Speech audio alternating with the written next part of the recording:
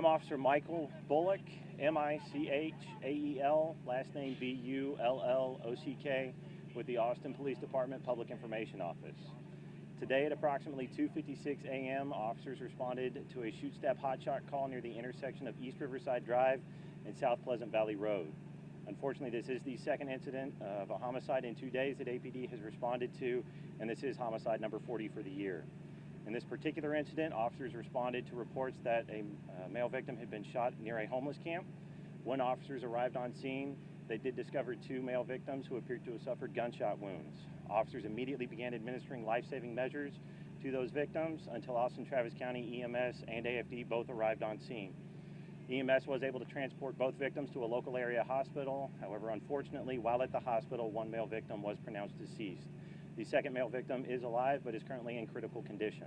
Right now, we don't have any suspect information to release, so we are asking for the public's assistance, as we always do in these cases, to help us develop any leads. So if anyone was in the area that saw anything, heard anything, or if anyone has any information related to this incident, please contact our homicide tip line at 512-477-3588, or you can use our Crime Stoppers number, which is 512-472-TIPS. That's 512-472-8477. And please do remember that Crime Stoppers offers a $1,000 reward to anyone who has information that could lead up to an arrest.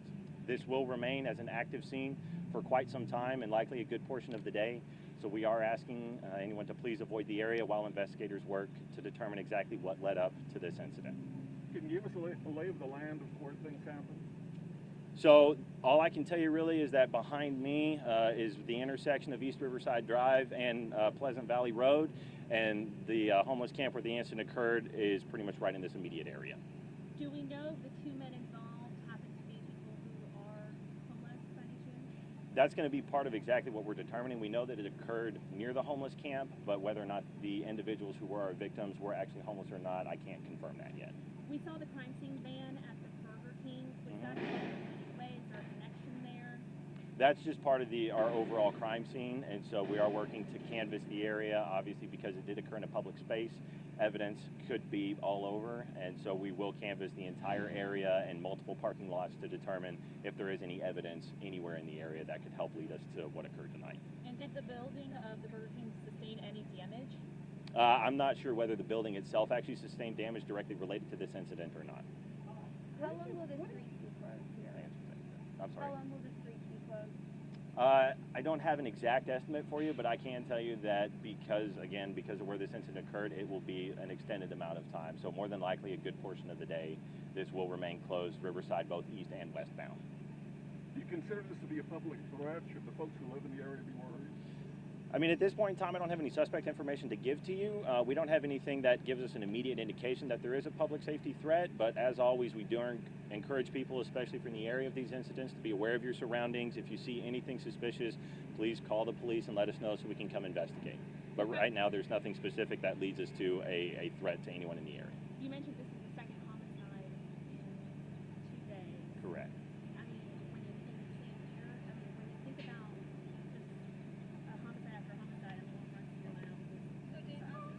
I mean, Police Department, we're here to respond to every incident, and we're here to protect the public as much as we possibly can, and that's why anytime we do have these scenes, you see a fairly large response from us, because we're here to investigate them thoroughly in the hopes that people know that we have a lot of resources we dedicate to these incidents that can deter any future activity.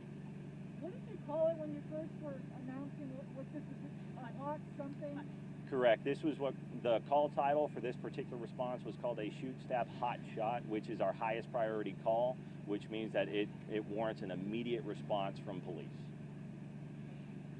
Do you know if it started by any chance as an altercation, an argument between 2 people, 3 people? I mean, the motive that led up to this is primarily what we're going to be investigating, and so that's why we really need the public's help. If anyone was here, or if they know or heard of someone, or who our victims are, anything like that, please do contact us, because that's really what we want to find out just as much as everybody else.